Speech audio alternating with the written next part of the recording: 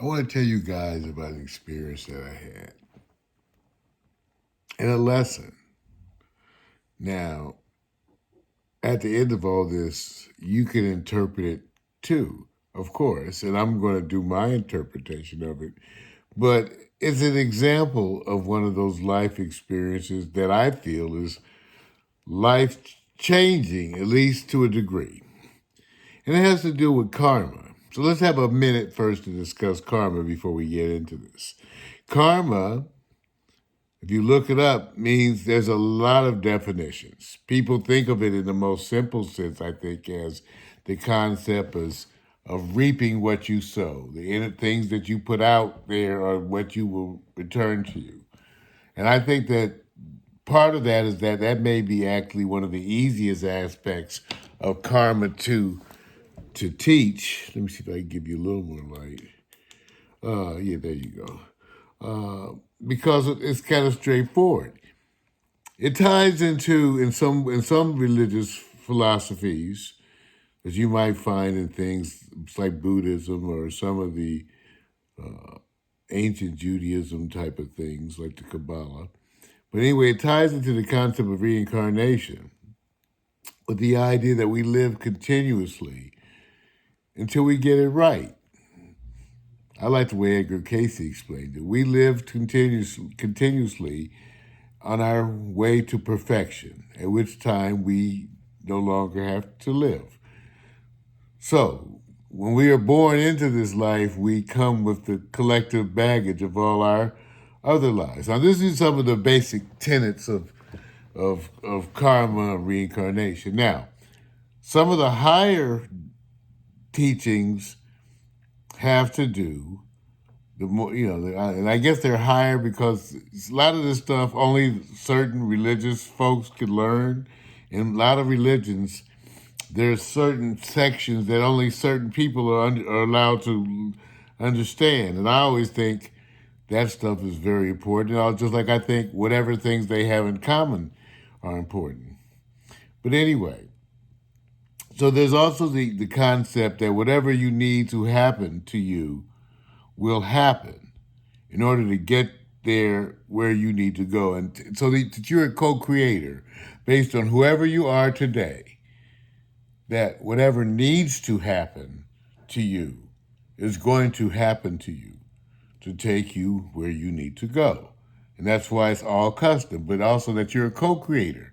And so in that same concept, theoretically, or the way it's sort of taught, is that you could change tomorrow in an instant just by changing your deeds, your concepts, your actions. And that's why even when you get psychic readings, it only tells you where you are tending to at the moment. Edgar Casey kind of stressed some of this. Anyway, that's part of that whole idea of karma. So I wanted to have that brief discussion before we got into this experience I had, because we're going to assume that this experience I had was something that was good for me to have. It didn't necessarily feel so good to me, but let's assume that this experience was good for me to have. So I had an experience, okay, where I met a person, okay, and I found the person very stimulating in a lot of ways. In a lot of ways. And because of that stimulation of that person, I developed a kind of an infatuation, okay? And because of that infatuation, I think emotionally I began to escalate it in my mind. Okay, so because of this person that I meet and this whole intoxication that occurred in those early stages, and most of us have experienced some version of this. Because of that, I began to escalate it in my mind. Now, this is where it gets kind of funny to me, sort of. Okay, so I'm kind of a hardcore sort. Well, see, I don't think I'm that hard. People describe me. I have been described. I don't think I'm hardcore. I think I'm a person who's thought out a lot of things. But anyway, let's just say people would find it curious that I began to think in these ways. Because of this person, I began to imagine things like marriage. Okay, I began to imagine things like marriage. I began to imagine things like impregnating this person. I began to imagine things like being a father. I began to see myself at PTA meetings as like the doctor daddy at the PTA meeting who's like really concerned and irritated with stuff and always has something to say. I began to see myself having this child with her. I could daydream it. I could see it. I had daydreams where the child was a young man dealing with his first love and explaining to her how he hated to disappoint his father. I ran with it. I ran with it. I was imagining everything, okay? I was just running with, I'm telling you, you run with it, you just daydreaming. You just infatuated. And it turned out that person was none of those things. None of those things. None of them. And I felt really, really stupid.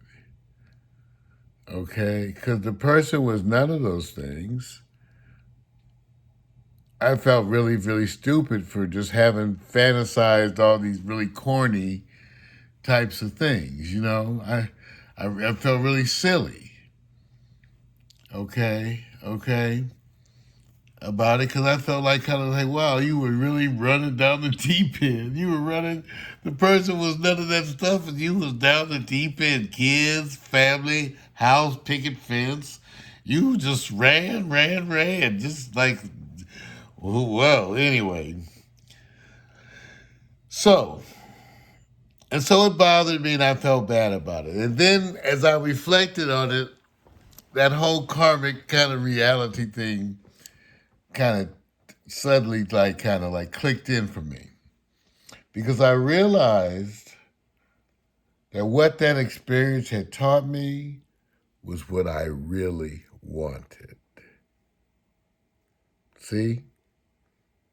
So some people would have interpreted that experience in a way where it was negative. Here you have this thing, you run, you get involved with someone emotionally, you run with it, and they disappoint you. And so, in some ways, that's not. I can't deny the disappointing aspects of that. I'm just telling you, when you look at karma, right?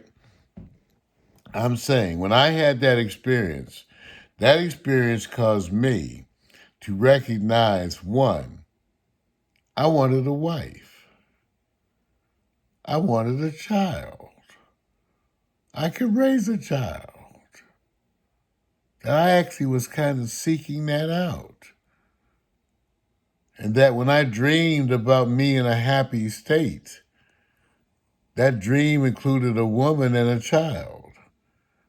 So even though I ended up being kind of foolish in this situation, having gone through that situation revealed to me things that I would not have thought, really, to that degree.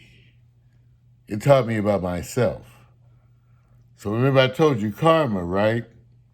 Let's assume things that should happen to you to get you where you need to go will happen to you. That would be an example in my life. See what I'm saying? I learned something about myself, something I probably would have never admitted. That's how I realized, one of the ways I realized, that I even wanted a wife or a child.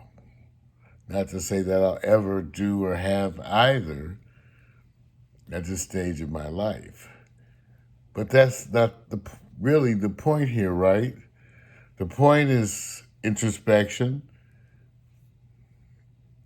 spiritual, intellectual honesty of self, which to a degree means you have to always be willing to learn about self, even if it kind of kicks you in the ass, right?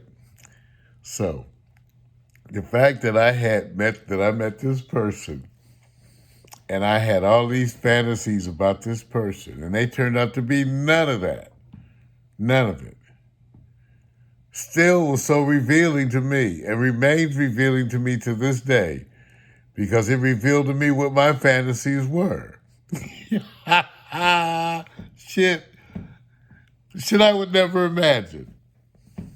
I was imagining just doing shit in love, just, just everything I was thinking. I was just running with it, just in love. I was actually imagining buying a ring, wanting to.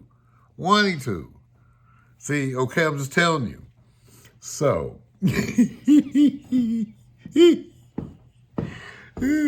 what I'm saying, the karmic aspect of this is that, again, not to be, okay, like I said, you can feel stupid, but again, fight that part off. Fight off the old worldly shit. Feeling stupid. That's a waste of time. Look what it taught me. It taught me what I really wanted, which I never would have said to myself. I'm sorry. It's my life. I'm laughing at me. Shit. So now I know. If I find a situation with the person that I connect with like that I would love to have that space to share with them. That I would love to have that space to share with a child, even at this age. That I imagine myself working to give both of them another good 20 years. That was amazing to learn that about self. So I hope that when you have experiences in your life that you find somewhat disturbing and threatening, that you learn what the lesson is. If you assume that the lesson is there actually to help you rather than to hurt you, you will gain so much more, like I did from that, knowing that I truly am a romanticist and a lover at heart. Peace.